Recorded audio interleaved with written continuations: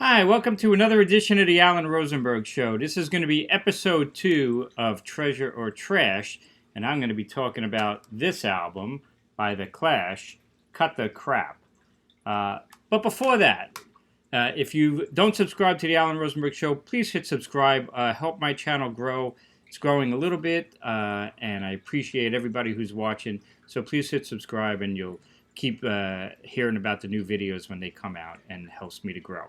The Clash is one of my favorite bands. You can see behind me, they got quite a discography for a band that was only around for 6 years, 1977 to 1982.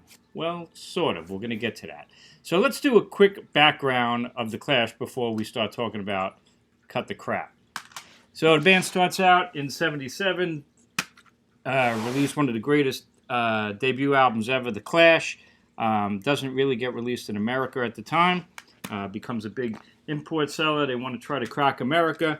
They hire Sandy Pearlman of Blue Oyster Cult fame to kind of make a cleaner sound. They put out Give 'Em an Up Rope, which is really the first release released in America. Another really good record. A lot of people, especially overseas, kind of came down on it. They hired Sandy Pearlman to clean up their sound. But as you'll see, The Clash always had their eyes on being a lot more than just a punk band, and in my opinion, the greatest punk band ever. They wanted to become one of the greatest rock and roll bands of all time, and I certainly think they did. And they certainly did that with their third record, London Calling, an all-time classic. Check out one of my other videos, my all-time favorite albums. You will find London Calling in there. And this is where they really spread their roots, where they really want to show that a great punk band could be so much more. And when you have great musicians like they have, great drummer like Headon and Paul Simonon on bass and Mick Jones and Joe Strummer, they can do lots of different kind of music. And here is a deluxe edition of London Calling, 3-disc set, well worth it. Then they release their fourth record. Why not keep going? London Calling's a double vinyl album. They sell for a single price. Let's put out a triple and sell it for a double. And that's what they did with Sandinista. Kind of a bloated effort, but if you take the best of these 3 vinyl records, 2 discs, and put it as a double album, it's going to be an amazing record. It would be one of the all-time great double albums, and it's a great listen. There's still tons of great stuff on Sandinista. What happens now? The band is really getting big, and these guys are a punk band, and how do you handle great success and try to be still that street kind of punk band? Not easy to do, especially for a guy like Joe Strummer. Because Mick Jones, his partner, kind of like the Mick Jagger, Keith Richards thing, where you got Joe Strummer and Mick Jones. Mick Jones is a rock star. He's dating Ellen Foley, producing albums. He looks like Keith Richards at this point. He's living the rock star life. And now the band is really starting to splinter. And Mick Jones also has different taste in music. 1982, they do this album, which was going to be a much bigger record, but they consolidated it, remixed it with Glyn Johns, and they did Combat Rock, which becomes their biggest selling album because they got 2 huge hits, Should I Stay or Should I Go, and Rock the Casbah. You know those tracks. Still a really dark, interesting record with a lot of interesting textures. It's actually one of my least favorite Clash albums, but it's still really good. But now The Clash is a big band. They got hit singles. They're opening for The Who at Shea Stadium. And now they are just interpersonally at wit's end. They're not doing too good. Their manager is Bernie Rhodes, who is more than just a manager. He helped start the band, and he's kind of like a Peter Grant of Led Zeppelin fame.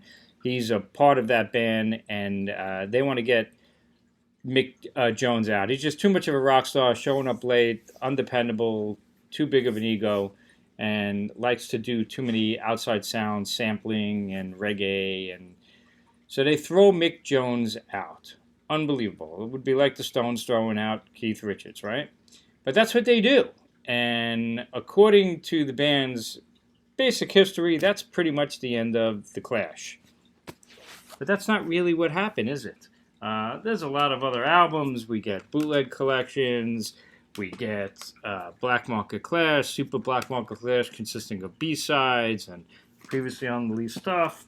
For a band with so few albums, there's a never-ending list of compilations, and they're all great. Here's the story of The Clash, The Essential Clash, box set up there, The Clash on Broadway. Another box set, The Clash of Singles. Tons of DVDs and videos. Here's a CD single, The Clash Singles. The Clash From Here to Eternity, a live collection. Celebrating the greatness of one of the greatest bands of all time. And let's conveniently forget what really happened to the end of The Clash, which is cut the crap. So what did the band do? Well, they fired Mick Jones, and they got rid of their drummer because he has a heroin problem, top of Headon, and he had already, even for the Combat Rock, they had brought back their original drummer, which was Torrey Crimes, brought him back. But so they get rid of the drummer, they get rid of Mick Jones, and Bernie Rhodes and Joe Strummer decide to hire 3 other guys. And this is who they hire. They hire Nick Shepard and Vince White on guitar, Pete Howard on drums. And here's the interesting part. For the next 2.5 years, they tour as The Clash. 2.5 years they went out. In fact, they played over 120 gigs as this version of The Clash, even though they don't publicize that this version of The Clash ever really existed. It's kind of whitewash history. Get rid of it. It was a failure. We don't want to mention it. We're going to pretend it never happened. But it did happen. 2.5 years they tour. And from most reviews who kept an open mind, they were a rip-roaring band. And they were playing classic stuff. And they were playing tons of new stuff that would later appear, eventually they said, on an album that they were working on called Out of Control. They kept changing the name. And the new stuff was supposed to be great. And I've got bootleg copies of it. You could find video of it. They're a pretty rip-roaring band. Eventually, they're gonna release the album. But then Bernie Rhodes, who's the manager, and Joe Strummer, who's suffering from depression, some drug issues, concerns about the band and the quality of the band and the quality of the new material, and Bernie Rhodes, who's running this band with a iron fist, he's in the studio and re-recording and redubbing these tracks. And eventually they put this album out, 1985, called Cut the Crap. This album is often considered one of the worst albums of all time, and we'll go through it a little bit. The biggest problem is when you hear these songs the way they are here versus on bootlegs. Like here's a bootleg called The Clash on Broadway Volume 4. This is a bootleg because the box set only's got 3 discs. And the box set doesn't have any listing of Cut the Crap like it never happened. Well, on this, you could see there are live tracks of songs. Are You Ready for War? Finger Poppin', Dirty How We Are The Clash. There's a lot of The Pouring Rain and The Pouring Rain, which never made the album. This is England. Live stuff that sounds really, really good and sounds like The Clash. Unlike this album, Bernie Rhodes re-records it, doesn't use any of the new guys in the band. Paul Simonon, the bass player, is barely on this album as well. It's pretty much just electronic drums, loads and loads of overdubs, and Joe Strummer singing.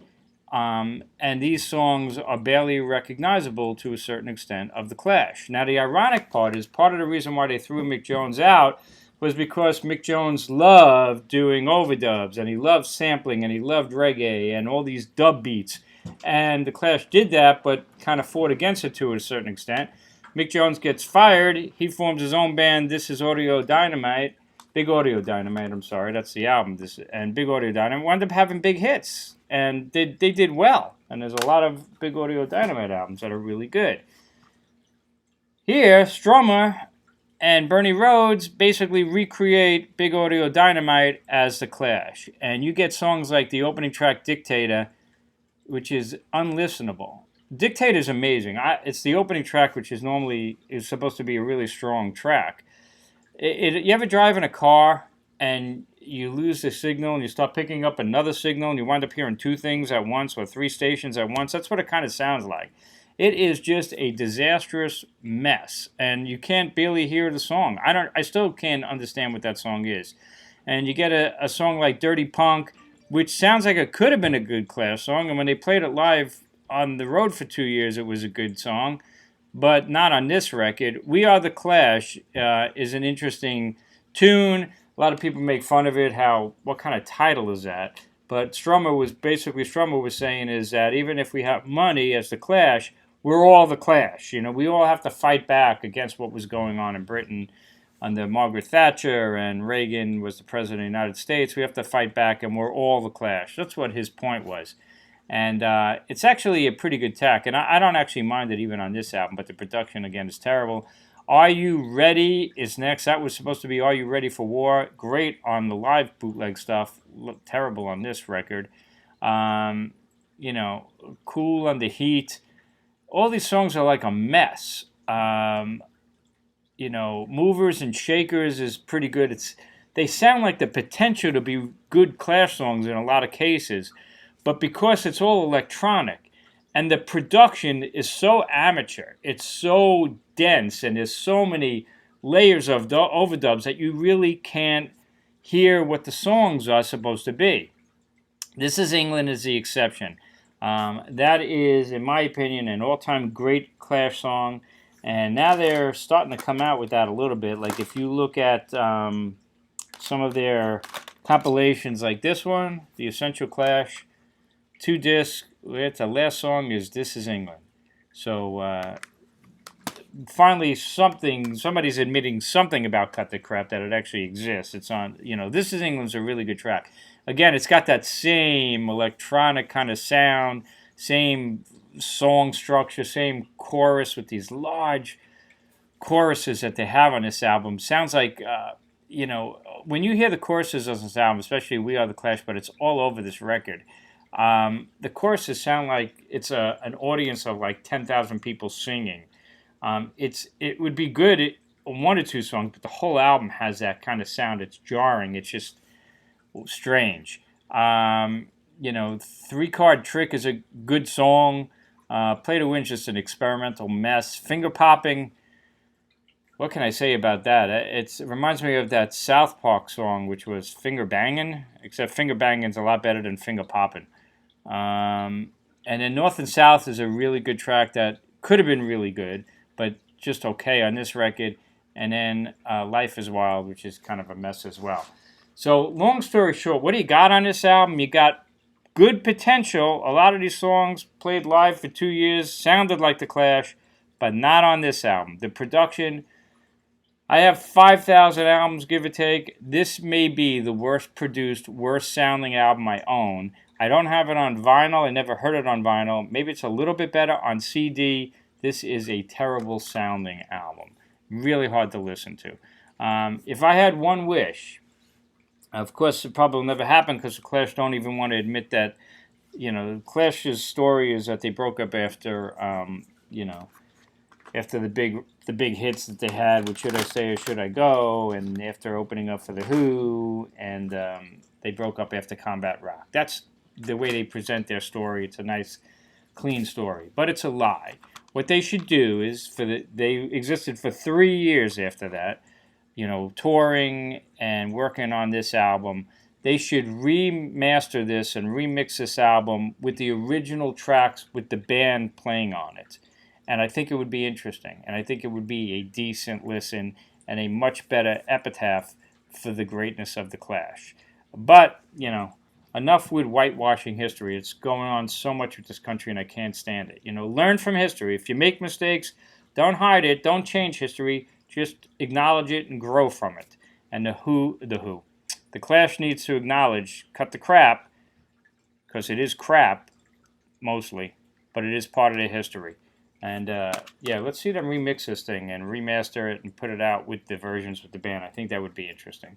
So, cut the crap. What is my decision? Treasure or trash? It's trash. But it's got the potential to be treasure. How's that for you? But it ain't no London Calling, and it ain't no Give 'Em Enough Rope, but it ain't no debut album. It is Cut the Crap, and it is part of their legacy, good or bad. Thanks for tuning in. It's the Alan Rosenberg Show. Please hit subscribe. Please check out my other videos. I have a video of my all-time favorite albums of all time, and you will find London Calling in there, as it deserves to be. Thanks again. Have a great night. Good rest of the week. Good rest of the summer. And I'll see you on my next video.